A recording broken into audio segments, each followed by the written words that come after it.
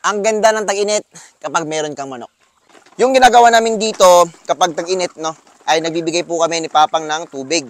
Yan. Vitamins, Intenso Plus, tapos dito sa kanilang pagkainan, no, pure feeds po yan, which is may halong King's Vita Plus Animal Feed Supplement. Yan. Tapos po, no, ito po yung ginagamit naming patubig. Hindi po yung mga malalaking drum na automatic yung refill, no, kasi nga kapag ganun po nakakontaminate na po at hindi po palaging fresh yung tubig, no. Mas maganda kahit naka-imbak lang yung tubig, no. At least hindi po direct na iniinom nila, no. Doon sa malaking reservoir. Yan, ito pakunti-kunti lang at least fresh yung tubig. Yan. No? So ganoon po 'yan dito. So nag-imbak din po kami ng tubig. Halimbawa kasi nag-brown out, no. At least meron kaming mga tubig na stock. Kasi dito sa lugar namin, no, sa Manukan is wala pong ano dito. Meron ka po kasing corporate asosasyon yung barangay dito, no. Kaya kapag walang kuryente, wala ding tubig, no. So ganoon 'yan dito. Yung kinagandaan lang dito is mas malakas yung produksyon nila dahil nga kailangan ng manok natin yung mainit talaga, no. Gusto ng manok yung mainit kumpara sa malamig na panahon. Mga heritage chickens, hybrids, mas lumakas lalo yung kanilang produksyon. Kita nyo naman, no, maitlog pa. Yan, no. So ganun po kaganda itong ating pag-aalaga ng manok. Ito parang inabuso to ng mga ng mga lalaki natin. Yan, kasi talagang ang init ng katawan ng mga lalaki natin ngayon, no. Yan, dito nyo naman, no. Yan. Yung mga lalaki din po natin, no, atat na atas sa mga babae kapag tag-init. So, same din po dito sa Black Australorps natin. Yan, Jersey Giant natin, no. Umarangkada na naman. Jersey Giant yung alpha dito sa ating mga Black Australorp. Yan, no. So, swertehan na lang sa mga napapalabas natin na may Black Australorp na may halong Jersey Giant. So, ang kulay ng ating Jersey Giant dito is purong black. Yan, kaya talagang yung anak nila, yung mga Black Australorp dito, purong black din po, no. So, palaki, siguro yung anak niya mas malalaki talaga na mga Black Australorp na napapalabas. Ito malaki din po to si Longtail. Ayan. Dito naman sa hybrids natin. Yan, no. Grabe yung mating talaga dito. Ito yung ating Jersey Giant, oh. Sussex natin. Ang Bard natin na parang hybrid na. Ito naman yung Yellow Copper natin. Yan, sila yung umaarangkada dyan. So don't worry na magdagdag tayo ng mga selected natin ng anak ng Jersey Giant natin dito. And Black Australorps natin, no, nakaselect na rin tayo na gawing mga breeders. Ito sobrang laki nito.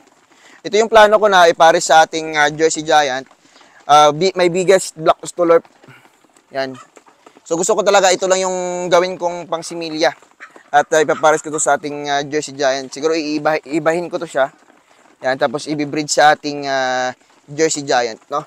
Ito po yung katawan ng ating Black Australorp na malaki. Ito naman yung katawan ng ating Black Australorp na babae na malaki. Kita nyo, normal size, XL size.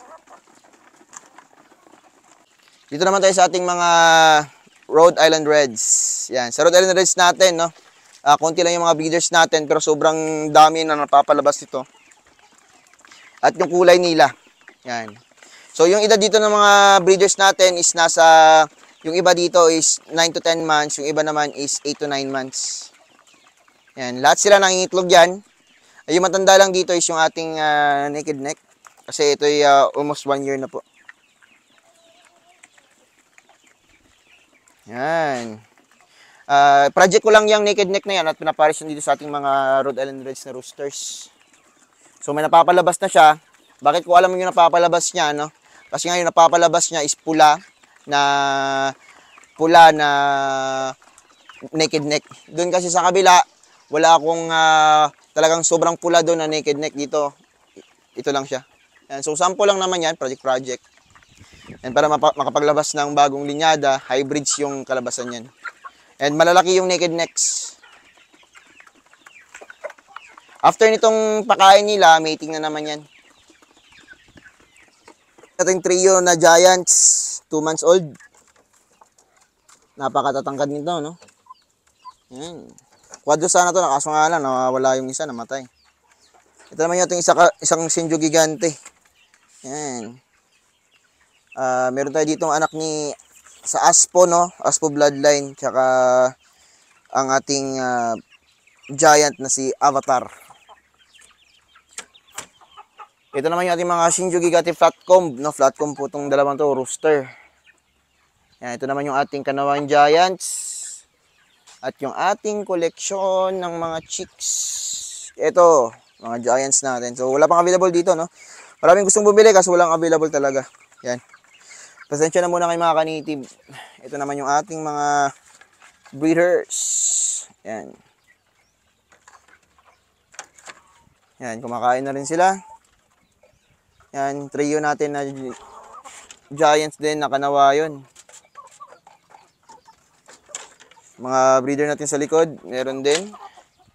Dito yung mga anak ni Avatar na selected natin na rooster, yung unang dalawang anak niya na lalaki. Ito naman yung rooster natin na ginagamit sa ngayon. Yan, si Sasuke. Venomback. Ito naman yung ating white giant.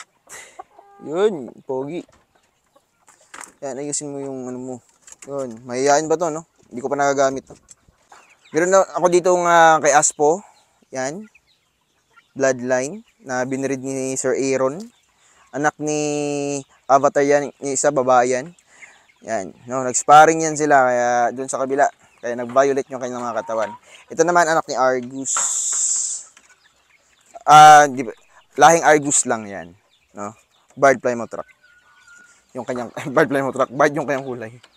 So dito naman tayo sa ating Shinju Gigante. Yan, napakatangkad nito, 4 months old, no. Abot niya na po itong second to the last na part ng limber sa edad na 4 months. Tangkad nito, no. Hindi pa pwedeng gamitin, napakabata pa. Yan na yung mga Shinju Gigante natin, no, mga Shinju, meron tayong Dumbo. Yan. Ito naman yung ating mga for growers. Minsan nabibigay kami dito ng tanghali. Yung hindi tanghali, minsan kapag gabi, kapag maingay sila, bibigay din kami, no? Pero during night time, pinapatay na po ito. Yan. So, pang-checking lang to. Yan. Ito naman yung aming mga chicks. Yan, no? So, pwede na po itong ma-release. And i-display din sa ating agrivet. Yan. Vaccinated na po ito sila lahat. So, ganyan kaganda itong ating setup dito. Yan, kain ng kain. Lalaki ng mga Shinju Gigante natin. Panawayon yan. Yung iba naman dito is flatcomb. 4 na flatcomb. Ito naman yung mga selections natin para sa Rhode Island Reds. Nagdagdag na naman ako dito galing sa ibang batch. Kaya merong mga maliliit dito. Yan, no? Pero goods na goods yan. Dahil nga fully vaccinated to. And talagang pang materialis natin. Yan, no? Dagdag materialis. Medyo marami na rin sila. Doon naman tayo sa ating mga galing din sa iba't ibang batch na Black Ostolorp, Native, Barred Plymouth Rock. Ito yung mga wala din tayo, kaya nagdagdag na naman ako. Mga Naked Necks, andito din. Yan. Mga babaeng Black Ostolorp. Yan, goods na goods talaga. Ito naman yung unang dalawang anak ni Sasuke, no? Kakalagay lang natin dito sa ating brooder. Yan, so malaki yung brooder nila, dalawa lang sila dito. Yan, so tatong itlog, no? Dalawa yung nakalabas. Goods na goods yung simila ni Sasuke. Yan, next 3 days to 5 days na naman, may lalabas na naman na anak ni Sasuke. Ito kasi excited ako, kaya tatong itlog pa lang na naload ko na agad. Yan, anak ito sa ating white na Shamo Giants at ni Quattro ito. Yan. So, bakit malalaman ko? Kasi naka-battery cage yung kanyang kulungan. Kapag nagka-itlog sila, minamarka na agad namin. Yan, at saka pag ini-incubate, no, talagang kinakandel para malaman namin at nilalagyan ng mga pangalan kung kaninong anak to. Yan, no. So, ito, mas malaki yung anak ni Quattro. Yan, ito naman yung anak ng white natin at ni Sasuke. Yan, sana maging kanawayo, no, kasi minsan 1 month old bago malaman talaga yung tunay na kulay nitong ating mga sisiw at yung tunay na gender. Lalo kapag kanawayan, medyo mahirap malaman yung kanyang kulay, yung gender.